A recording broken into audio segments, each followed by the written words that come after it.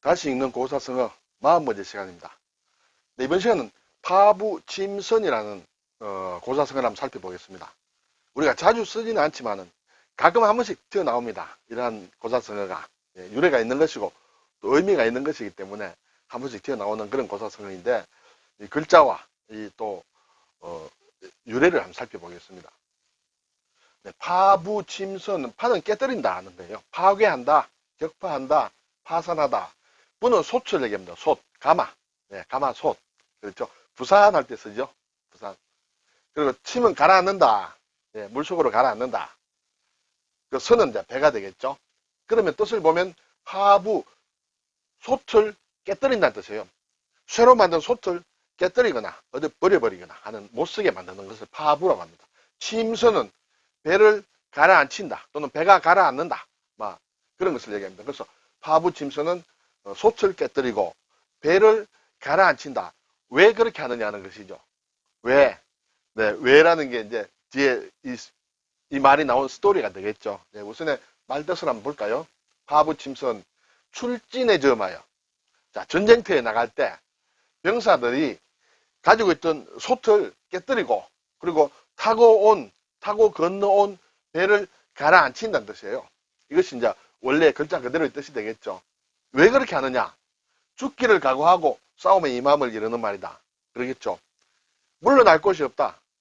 솥이 없으면 밥을 못 해 먹습니다. 배가 없으면 이기든 지든 돌아갈 수가 없습니다. 네, 그래서 죽기를 각오하고 싸움에 임하는 것이다. 이것이 이제 파부침선인데 사기의 항우 봉기에 나오는 그런 말이 되겠습니다. 다른 말로 하면 파부침부라고도 합니다. 이 파부침주, 주도 이렇게 배를 뜻합니다. 그리고 이제 우리가 흔히 얘기하는 배수의 진을 친다. 배수, 물을 뒤에 놓고 치는 진 치는 것을 배수진을 친다 하죠. 막 같은 말이다. 거의 비슷한 뜻으로 쓰인다. 이렇게 볼 수 있겠죠. 자, 왜 이런 말이 생겼느냐 한번 보겠습니다. 자, 이제 때는 바야흐로 진시황의 진나라가 이제 멸망하는 단계에 이르렀습니다. 진시황의 진나라는 중국을 통일을 했지만은 결국 15년 만에 망하게 됩니다. 자, 마지막 싸움이 어디서 일어났냐면 초나라와 진나라가 일어납니다. 초나라의 항우와 어떻게 진나라가 이제 큰 싸움을 일으키게 됩니다. 그것이 거록이라는 곳에서 일어난 거록대전인데 거록대전에서 생긴 말이 파부침선 또는 파부침주 이렇게 되겠습니다. 이 거록대전에서 항우가 이김으로 말미암아 이제 항우의 위세가 굉장히 등등해집니다. 그 이후에 이제 항우와 유방이 이제 초한 전쟁을 계속 일으킵니다. 초한 전쟁을 하면서 결국은 해하에서 마지막 싸움을 하면서 이제 항우가 이제 지게 됩니다. 네, 이 전 단계 진나라가 망하고 유방의 한나라가 세워지기 전 단계의 첫 번째 큰 싸움이 거록대전이다. 여기에서 생긴 말이 바로 오늘 배우는 파부침선이다. 이렇게 되겠습니다. 자, 거록대전은 잠깐 한번 살펴보겠습니다. 뭐 굳이 자세히는 몰라도 됩니다. 어쨌든 진나라와 항우가 싸워서 항우가 이기는데 그때 항우의 싸움의 태세가 죽기 아니면 살기다. 정말 죽기 아니면 까무러치기다 할 정도로 어떤 태세를 정비하고 나갔는데 그때 나온 말이 오늘의 고사성어가 된다. 이렇게 되겠습니다.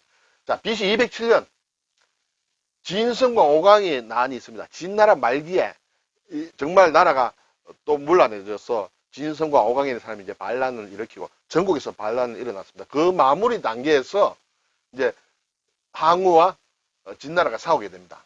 자, 이때 초나라는 항우가 중심이 되고 진나라는 장한이다, 또 왕리다 이런 사람이 이제 중심이 돼서 싸우는데 군사 병력으로 보면 초나라는 한 5, 6만 밖에 되지 않습니다. 그 대신에 진나라의 왕리군 20만, 장한군 2, 30만 명, 벌써 4, 50만 명이 되죠. 여기에 10분의 1밖에 되지 않습니다.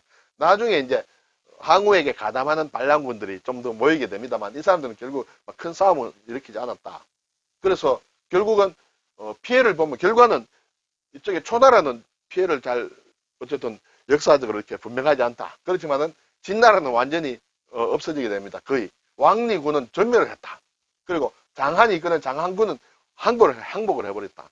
항복을 하고도 나중에 결국 이 사람들이 다 묻히게 됩니다. 대학살, 생매장 된다. 신한대학살이라는 것이 있는데 여기에서 어떻게 말이 생기느냐. 다 이렇게 보니까 벌써 군사로는 10분의 1밖에 되지 않은 군사를 가지고 이제 황하를 건너서 거록이라는 곳에 가서 진나라와 맞붙게 되는데, 이 강을 건널 때 항우가 얘기를 합니다.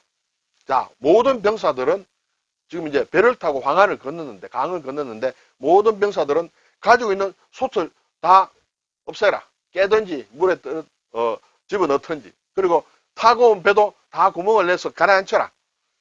주위의 민가도 이렇게 다 없앴다. 그리고 1인당 3일치 식량만 주는 것입니다. 3일치 식량만 주고, 자, 이제 이 식량을 먹을 때까지 이 진나라에 4, 50만 되는 군사와 맞춰서 우리가 정말 이기지 못하면 뭐 우리는 돌아갈 데가 없다. 이제 배수에 진을 치고 정말 죽게 아니면 까무러치기도 아니겠죠. 죽게 막 정말 죽느냐 사느냐 하는, 그렇게 해서 이 항우의 군사와 진나라의 군사는 9번을 싸워서 9번을 다 이겼다고 합니다. 거기서 나온 말이 바부 짐선이다, 이렇게 되겠습니다. 자, 이제 모든 것을 다 포기하고 퇴로를 막고 이렇게 결사적으로 달려들 때 하는 그 상황이 거록대전에서 항우가 쓴 전법이라 할까요? 어떤 정신상태, 정신무장을 가리키는 것이다. 네, 그렇게 되겠습니다. 여기서 나온 말이다는 것이죠. 자, 오늘 파자가 나왔습니다. 바부침선의 파자는 돌석자와 가죽 피자가 이렇게 연결된 거죠. 자, 파부침선은 보면 돌이 이렇게 껍질이 된다. 돌 껍질이 된다는 것은 이게 돌이 깨진다는 그런 얘기가 되겠죠. 네, 그래서 깨뜨린다, 이런 뜻이 되겠습니다. 자, 이 피자는 주로 피, 파 이런 발음이 납니다. 우리가 잘 아는 이제 그 낱말을 한번 보면 피차, 피는 여기 조금 그를 척을 붙이면 저 피가 됩니다. 저 피. 네, 그래서 피안이다. 저쪽 언덕이다. 차는 이쪽 언덕이다. 피안에 세계는 저 강 건너 세계야 돼. 피, 차는 여기란 뜻이에요. 피차 일반이다. 너나 나나 마찬가지다. 뭐 그런 뜻이 되겠죠. 그리고 여기에 또 제방변을 붙이면 드러낸다는 피가 돼요. 드러낸다. 피로 한다. 그리고 결혼식을 하면 피로연을 하게 되죠. 나를 이제 자기를 드러내는 것이에요. 이제 그래서 피로 한다. 오늘 잘 결혼했습니다 하고 인사하고 자신들을 드러내는 것을 피로를 한다. 그때 베푸는 잔치가 피로연이다. 결혼식 하면 피곤하겠죠. 그렇지만 그 피곤은 다르다. 그때 피곤할 때는 이렇게 병들이 기댈 얘기다. 네. 피부에 병이 생겼다든지 이렇게 그렇게 외워주셔도 됩니다. 피곤하다. 그리고 피해를 입었다. 예, 오디자를 붙이면 입는다는 뜻이에요. 입을 옷을 입기도 하지만 뭔가 수동적으로 받았다라는 그런 뜻으로도 피자를 씁니다. 그래서 피해. 파자를 쓰면 파도가, 삼수가 들어가면 이렇게 파도를 얘기하는 파도파입니다. 그래서 풍파, 바람과 파도, 풍파. 여기에 흑토를 붙이면 또 언덕을 뜻하는 언덕파입니다. 파주다. 네, 이렇게 되겠죠. 그리고 돌석을 하면 오늘 배운 파산이 되고, 여기에 발족자를 붙이면 쩔뚝쩔뚝거린다는 뜻이 됩니다. 우리가 뭔가 일이 잘 되어가지 않고 정말 문제가 많은 것을 파행이 일어났다 하죠. 쩔뚝거리면서 걷는 것을 파행이다, 이렇게 되겠습니다. 그러니까 가죽 피자 상당히 중요한 글자인 것을 우리가 알 수 있습니다. 자, 솥부자가 나왔죠, 앞에서. 자, 솥부자는 이 가마부입니다. 가마부는 보면 이렇게 아비부죠. 아비부에 쇠금자를 합친 글자예요. 예, 쇠금자를 합쳤다. 모양이 이제 두 개가 합치다 보니까 좀 이상한 모양으로 됐습니다. 네. 솥부자 아래에 쇠금자에 윗부분은 없고 아랫부분만 가지고 한다. 예, 주로 솥은 이제 쇠로 만드니까 솥부가 되겠습니다. 발음이 가져왔다, 이렇게 되겠습니다. 부산할 때 쓰죠. 그 외에는 잘 안 씁니다. 솥부자가. 그런데 우리가 역사책에 보면 세종 때입니까? 앙부일구를 만들었다, 이렇게 되겠죠. 앙부일구, 해시계를 얘기합니다. 앙은 이렇게 위로 본다는 뜻이에요. 신앙이다, 악망이다 할 때 쓰는 말인데, 이 솥이 있는데 솥을 이렇게, 물론 솥이 위로 돼 있어야 되겠죠. 뒤덮으면 안 되겠죠. 부산이란 곳은 이렇게 솥이 이렇게 엎어놓은 솥과 같은 모양이 돼서 부산인데, 앙부일구 할 때 솥이 이렇게 씁니다. 솥에 있는데 여기에 어떤 기구를 달아서 이렇게 햇빛이, 그림자가 이렇게 지게 되겠죠. 그것에 따라서 시간을 이렇게 알 수 있도록 만든 것이다. 그래서 엎어놓은 솥이 아니라 이렇게 위로 보기 한솥, 앙부죠. 앙부, 일구, 구는 그림자를 뜻합니다. 해 그림자. 그래서 해시계를 얘기할 때 쓰는 부자다. 여기에 아비부에 이제 도끼근을 넣으면 도끼를 뜻하는 도끼부가 됩니다. 그리고 이런 말도 있습니다만은 마부작침 또는 마부위침이라고 합니다. 마부, 마는 간다는 뜻이에요. 도끼를 갈아서 침으로 한다 또는 침으로 맞는다. 마부위침 또는 마부작침 이런 말을 쓸 때 이 도끼부자를 쓴다. 이렇게 되겠죠. 자, 파부침선의 침자는 잠길 침자예요. 그렇죠? 잠길 침자는 글자가 복잡하지는 않지만 이 위에 글자가 상당히 중요합니다. 저것만 알면 돼요. 저것만. 이것은 뭐냐면 이렇게 덮을멱이에요. 덮을멱에 사람인이다.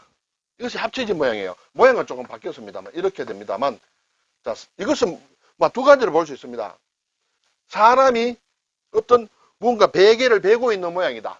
그래서 목을 이렇게 내려놓은 그런 모양이다. 이렇게 보기도 하고 또는 사람의 목을 이렇게 위에서 누른다는 그런 뜻으로도 봅니다. 어쨌든 가라앉는다는 그런 뜻이에요. 베개를 벤다. 이렇게 보면 이렇게 사람이 가라앉는다. 사람이 뭔가 베고 이렇게 누웠다. 그게 나무목이 붙으면 베개침이에요. 우리가 목침하면 나무로 만든 베개를 얘기하죠. 그리고 철도 위에 철로 레일을 까는 나무는 침목이라고 합니다. 네, 그때 이제 이 베개침이다. 그러면 이것이 삼수를 붙이면 물이에요. 물에 가라앉는다는 것이 잠긴다는 침이죠. 그래서 침묵을 지킨다. 또는 침모를 한다 할 때 잠긴다. 네, 파부침선 할 때 잠긴다. 이것은 성어로 쓸 경우에는 심으로 읽습니다. 심청전. 그렇죠? 자, 심청이는 인당수에 몸을 던지게 됩니다. 잠긴다는 뜻이고, 말별청. 그렇게 해서 성을 이렇게 주인공의 이름을 이렇게 잠긴다는 뜻을 가진 심씨를 가지고 왔는지 모르겠습니다. 심청전. 그렇죠? 자, 근데 이제 여기에 귀이자를 붙인다. 귀이자를 붙이면 즐긴다. 그리고 눈목자를 붙이면 노려본다는 뜻으로 쓰입니다. 왜 그러냐? 잘 모르겠어요, 저도. 네, 조사를 좀 많이 했는데, 제게 선뜻 다가오는 그런 게 없어서, 그냥 이렇게 쓴다라고만 알면 어떨까요? 이 즐길탐은 우리가 탐닉을 한다. 또 탐미주의다. 탐미. 제주도를 탐나라고 하죠. 탐나 이렇게 되는데 왜 기자를 붙인 게 그러냐? 여기 머뭇거릴 유자는 가라앉는다는 뜻이에요. 그래서 이 글자 자체로는 귀가 이렇게 축 처진 길을 얘기를 한다. 어깨까지 내려오는 길을 얘기하는데 왜 그것이 즐기느냐라는 것까지는 저도 잘 모르겠어요. 그래서 어쨌든 이것은 즐긴다라는 귀를 붙이면 귀를 즐겁게 듣는가? 그것만 아닌 것 같습니다만 어쨌든 즐길탐이다. 눈을 이렇게 눈목을 붙이면 노려본다. 호시탐탐 할 때 그렇죠? 노려본다. 이때 이 글자를 쓰므로 머뭇거릴 유자가 꽤 중요하다. 그런 것을 알 수 있습니다. 자, 파부침선에서 배가 나왔습니다. 배선자요. 배를 뜻하는 글자가 여러 개 있습니다. 우리가 사실 다 쓰는 글자예요. 배는 배주자예요. 그렇죠? 이 배주자는 통나무를 이렇게 깎은 모양이다. 통나무를 깎아서 혼자 타는 조그만 배다. 이렇게 돼서 배를 말할 때는 다 기본적으로 이 글자가 들어간다. 그래서 방주다. 성경에 나오는 방주. 네모난 배다는 뜻이죠. 방은 네모났다. 사각이란 뜻이에요. 그래서 방주는 유선형의 배가 아닌 그냥 떠있기만 하면 돼요. 홍수가 났기 때문에 그냥 떠있으면 됩니다. 어디로 항해하는 게 아니에요. 그래서 방주, 네모난 배를 얘기한다. 자, 여기에 이제 배주에 요것은 산속의 늪을 얘기합니다. 숲속의 늪에 물이 고인 늪이다. 그래서 물을 따라 도는 배다. 이렇게 되겠어요. 이것은 산속에 있는 늪인데 이것은 이렇게도 적습니다. 이렇게도 적는다. 이것은 보면 이런 글자가 생각나죠. 골짜기 고기라는 생각이 납니다. 이렇게 산이 있고 물이 흘러내려서 아래에 물이 모인다. 그렇게 볼 수 있겠죠. 물이 모이면 물이 돌겠죠. 이것과 같은 모양이다. 이렇게 볼 수 있습니다. 그래서 배선자는 배가 물에 따라서 도는 것을 나타내는 글자다. 그래서 우리가 기선, 이것은 발동기, 통통통 발동기선을 기선이라고 하고 전기 기자를 쓰면 전기선을 얘기합니다. 네. 그리고 큰 배를 얘기할 때는 함이라고 합니다. 여기에 볼감자를 썼습니다. 네. 그래서 군함 할 때는 이 글자를 쓴다. 그리고 항도 배를 얘기합니다. 배항자예요. 항로. 우리가 항로라고 하면 주로 비행기 항로라든지 그렇죠. 항공기 할 때 이걸 쓰거든요. 이것은 이제 비행기가 생기고 난 이후의 일이고, 비행기는 생긴 지 역사적으로 보면 오래지 않으니까, 옛날에는 이것이 다 바다에 떠다니는 배였다. 그런데 하늘에 배가 생기다 보니까 글자를 따로 안 만들고 바다의 배를 그냥 갖다 붙여서 하늘의 배도 이걸로 쓰자 이렇게 됐죠. 그래서 배가 지나는 길이 항로, 네. 물론 비행기가 지나는 것도 그렇게 되겠죠. 그리고 또 여기에 흰 백자를 붙이면 큰 배다, 아주 큰 배박이다, 선박이라 할 때는 박자는 좀 큰 배다, 함자도 이제 큰 배가 되겠죠. 그리고 이제 요 좀 정자를 붙이게 되면 그룹배 정이 되겠어요. 그룹배. 우리가 조정 경기를 한다 할 때, 조정 경기 할 때 조는 이렇게 노를 저는다는 뜻이고, 이게 그룹배다. 좀 작은 배가 되겠죠. 그래서 배를 뜻하는 한자가 우리가 쓰는 글자 중에 알게 모르게 꽤 숨어 있다. 이걸 보고 이제 알아내셔야 돼요. 네. 네, 오늘 파부침선, 예, 솥을 깨뜨리고 배를 가라앉힌다. 파부침주, 같은 말이다. 주나 선이나 같은 배다 이렇게 되겠죠. 배수지진, 물을 뒤로 하고 만든 진이다, 진치다. 그래서 물러날 것이면 퇴로를 끄는 그런 작전을 얘기할 때 배수의 진을 쳤다. 역사적으로 임진왜란 때 신립장군이 배수진을 잘못 쳐서 이렇게 크게 이렇게 졌죠. 어쨌든 배수지진이다 이런 게 있습니다. 오늘 파부침선, 파부침주라는 말 한번 살펴보았습니다. 감사합니다.